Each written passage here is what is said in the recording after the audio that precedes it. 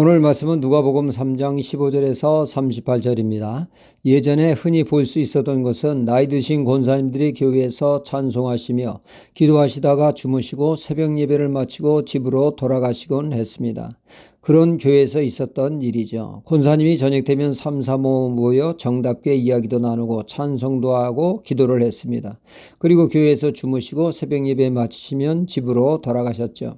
이런 권사님을 곱지 않는 시선으로 바라보는 이가 있었으니 이는 다름 아닌 그 교회 재정 집사였습니다.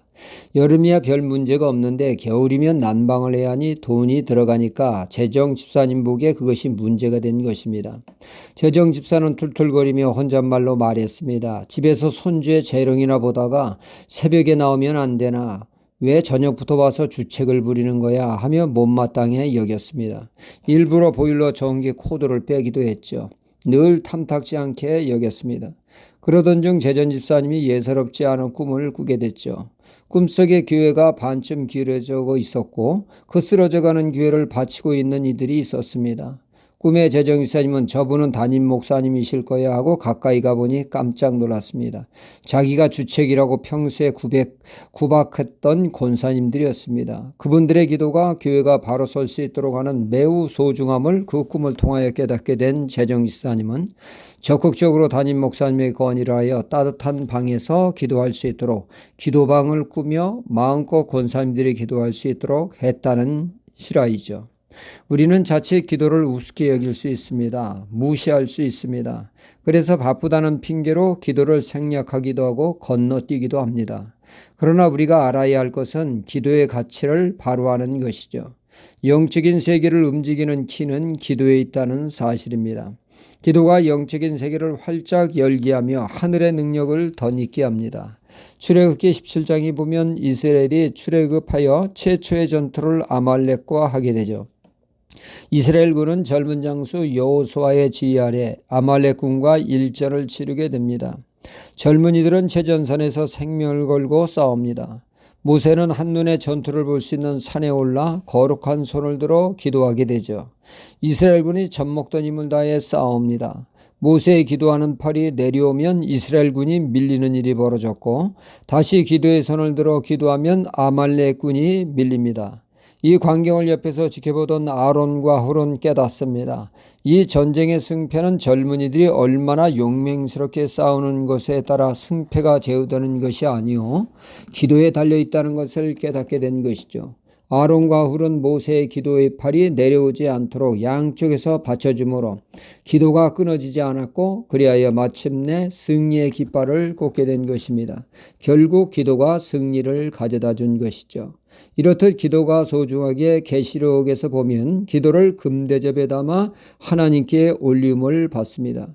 그만큼 하나님은 기도를 귀히 보시고 응답하시죠. 예수님의 제자들은 기도의 가치를 몰라 기도의 시간을 잠자는 시간으로 대체하며 무가치하게 여겼습니다.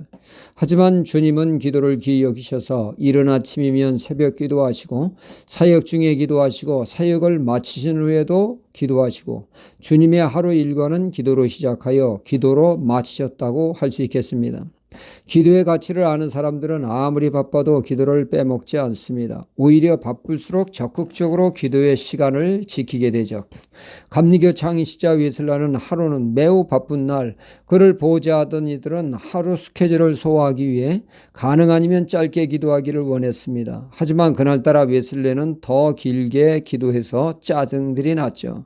그들은 웨슬리에게 이런 날은 좀 짧게 해야 하지 않느냐고 꿍시렁댑니다. 그러자 웨슬리는 바쁜 날일수록 하나님의 도우심이 절대적으로 필요하기에 더 많이 기도해야 할 일이 아니겠느냐 말했다고 하죠. 맞는 말입니다. 오늘 말씀은 예수님이 세례 요한에게서 세례받는 말씀이 나옵니다. 예수님이 세례받으시고 기도하실 때 어떤 일이 벌어졌습니까? 하늘문이 열리는 역사가 있었다고 성령이 비둘기같이 임하는 역사가 있었습니다. 그러니까 기도가 하늘문을 여는 열쇠가 됩니다. 하늘문이 열리면 모든 문제 해결되집니다. 하늘문이 열리면 하늘의 풍성한 은혜와 축복이 우리에게 임하게 되죠. 기도가 바로 하늘문을 여는 열쇠가 되기에 기도를 우리는 소중히 여겨야 됩니다. 같은 내용을 마태복음에서는 주님이 하나님의 뜻을 따라 세례 요한의 세례를 받을 때 하늘문이 열렸다 기록하고 있습니다. 예수님이 우리 죄를 짊어지기 위해 하나님의 뜻을 따라 죄인의 자리에 섰을 때 하나님의 뜻에 순종했을 때 하늘문이 열렸다는 것이죠. 그러니까 하늘문이 열리는 역사는 기도와 순종이 위대한 역사를 이룸을 알 수가 있습니다. 고로 우리는 늘 기도하며 말씀에 순종하는 삶을 통해 하늘문이 활짝 열리는 놀라운 은혜를 누리는 우리가 되어야겠습니다. 할렐루야.